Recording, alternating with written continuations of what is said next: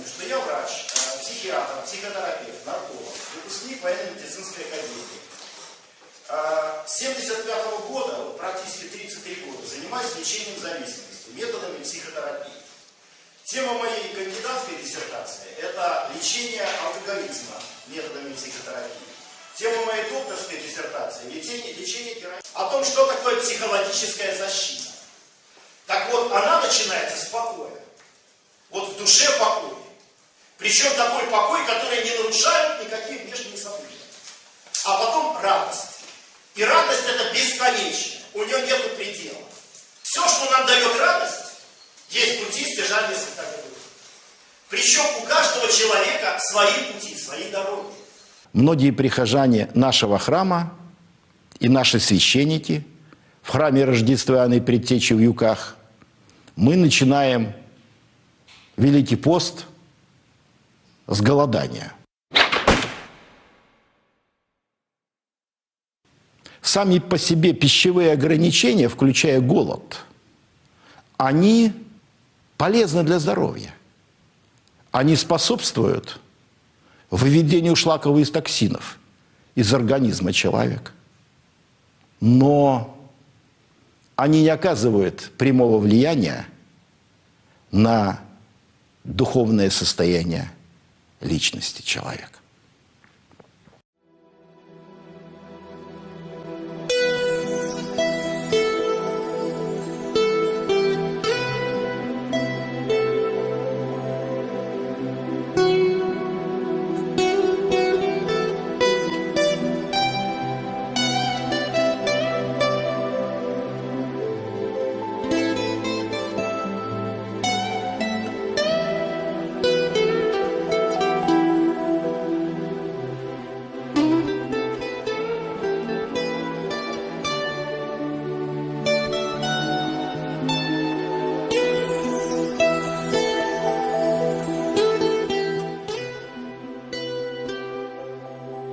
Превыше вашей подготовки это нахождение на божественной литургии и обязательное причастие. Стань сначала праведником, а потом приходи, мы тебя причастим. Иногда так и говорят: ты чего часто причащаешься? Святой, что ли? Ты что, святым стал? Да нет, нет, я грешник, я грешник. Я хочу восстановить подобие Божье. Если стал святым, ну тогда можно пореже причащаться. Действительно, если человек стал святым, ему можно реже причащаться. Потому что во время таинства причастия восстанавливается образ и подобие Божие в человеке. Чем больше они разрушены, чем чаще надо причащаться. Встреча с Богом – это таинство святого причастия. Когда восстанавливается образ и подобие Божие. Именно на таинстве святого причастия. Когда разгорается потухающий костер человеческой души. Когда ветер радости, Господь, наполняет душу человека. Вот когда человек стоит у чаши, его не причащают, то он попал к посреднику. Ну, в общем, вопросом, зачем нам столько посредников, в общем, задаются все, в том числе и действительно наше правительство. А когда он стоит у чаши, его причащают, он попал к проводнику. И проводника. Здравствуйте. Пожалуйста, предъявите ваш билет и документ, по которому этот билет приобретался. Человек принял тело Господа и Бога и Спаса нашего Иисуса Христа и изменился духом, душой и телом. Изменилась не только его физиология, но его духовное состояние, укрепилась его вера. Ветер радости Господь наполнил паруса его души. Дорогие братья и сестры, я рассказал свое видение веры. Видение Бога Отца как ветра радость. Надежда на бессмертие, на восстановление вечной жизни через непрестанное причастие тела крови Христа. Последний главный завет. Соблюдайте верность причастию. Причащайтесь непрестанно. Хлеб наш насущный дашь нам днесь. Каждый день. Господние заповеди об этом говорят. Заповеди Господа Иисуса Христа о непрестанном причастии.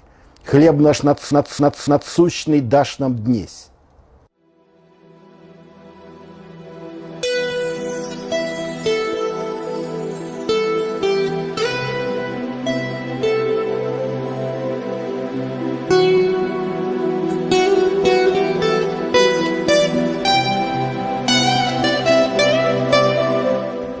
До V-VI века людей отлучали от церкви, если они, находясь на божественной литургии, не причащали. Святой Иоанн Златоуст говорит: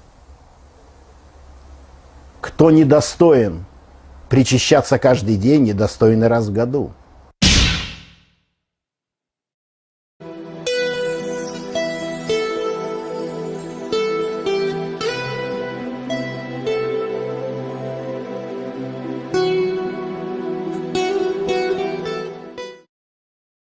Кто недостоин причащаться, недостоин войти в церковь и оказаться на божественной литургии.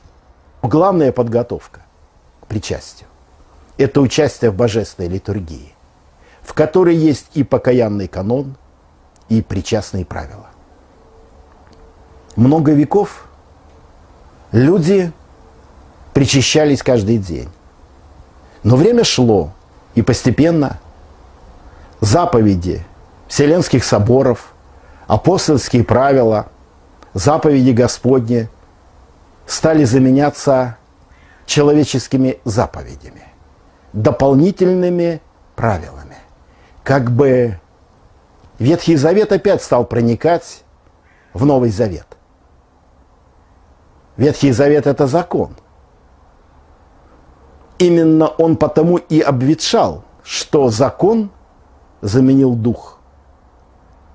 Новый Завет – это духовное воскресение. И если правила дополнительные, которые крайне важны и крайне необходимы, начинают заменять духовную суть православия, едимую плоть, пьемую кровь во мне пребывает и аз в нем, то наступает кризис. Костер человеческой души начинает угасать, и духи злобы поднебесной начинают окружать человека. Наш цикл передач «Ветер радости». И с нами сегодня доктор богословия, доктор медицинских наук, заслуженный врач Российской Федерации, профессор и настоятель храма Рождества Иоанна Предтечи в Юкках Выборгской епархии протоиерей Григорий Григорьев. Батюшка, тема звучит очень необычно. Расскажите нам, почему вы решили именно так ее сформулировать? Ну, я думаю, что наша задача сегодняшней передачи «Ветра радости», которая у нас выходит последний четверг каждого месяца, помочь людям правильно поставить навигатор своей души, чтобы ветер радости Господь наполнил паруса души человека.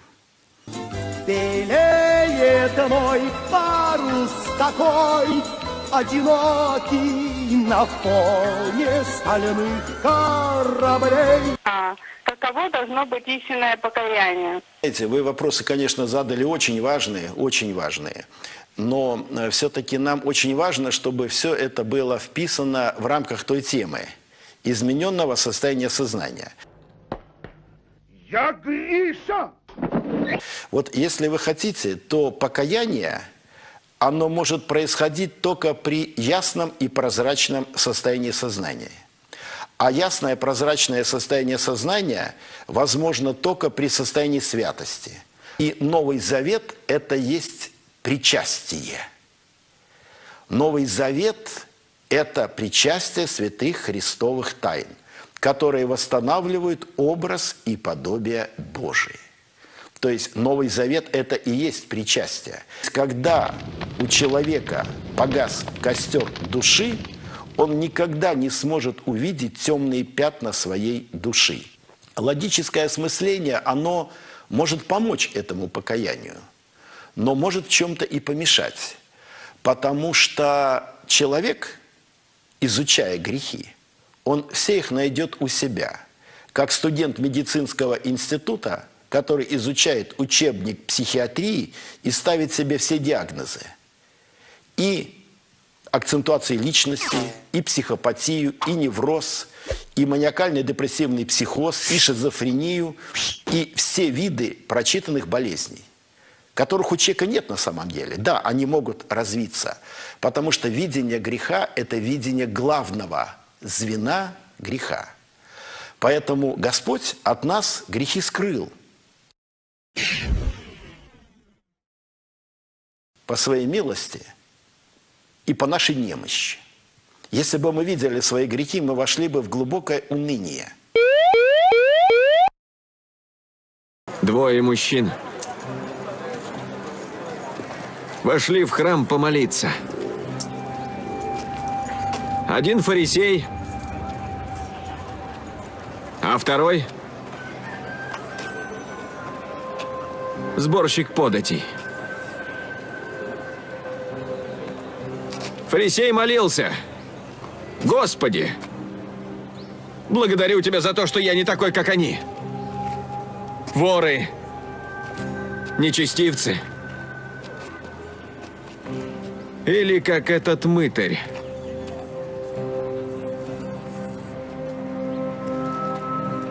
Сборщик податей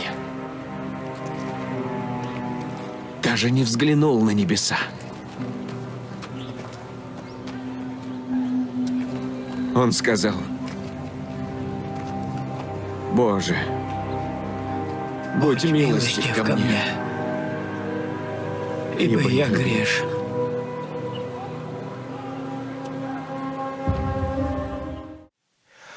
А мы их не видим, и они открываются нам только при получении благодати. В этом смысле, конечно, доброе дело вы тоже сможете понять только через причастие.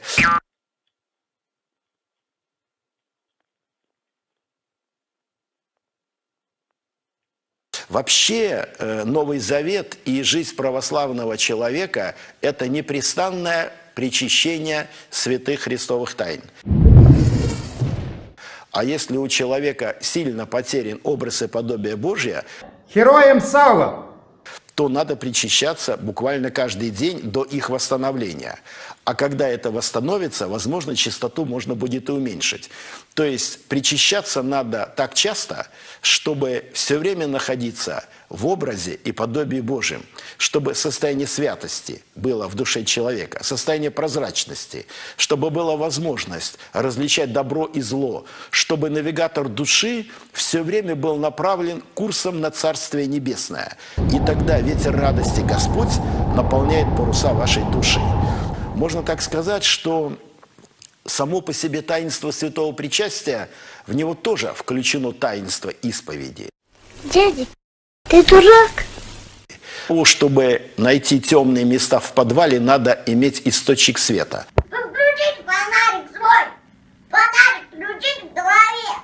То есть для того, чтобы реально увидеть свои грехи милостью Божией, надо сначала осветить свою душу, разжечь костер своей души через таинство причастия. Если угодно, сначала причастие, потом видение грехов.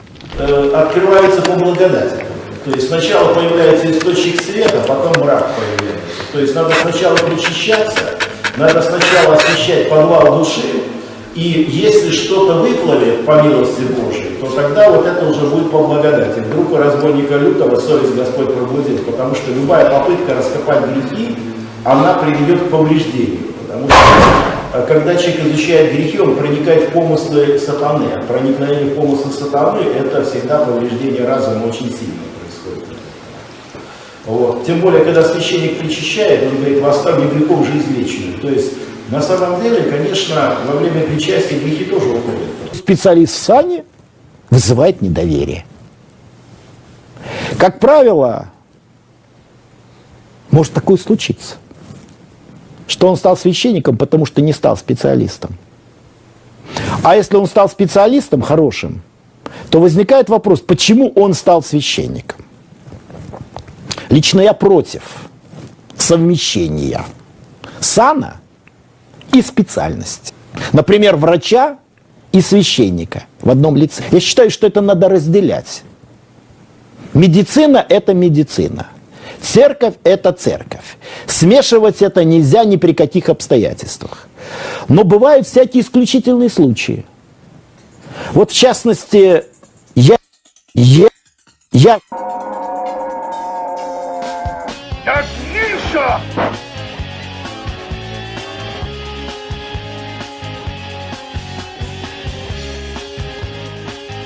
У нас просто нету другого пути и другого выбора. Ветра радости. Костер, ветер, костер, ветер, костер, ветер, костер, ветер, костер, ветер, костер. Защемило сердце мне.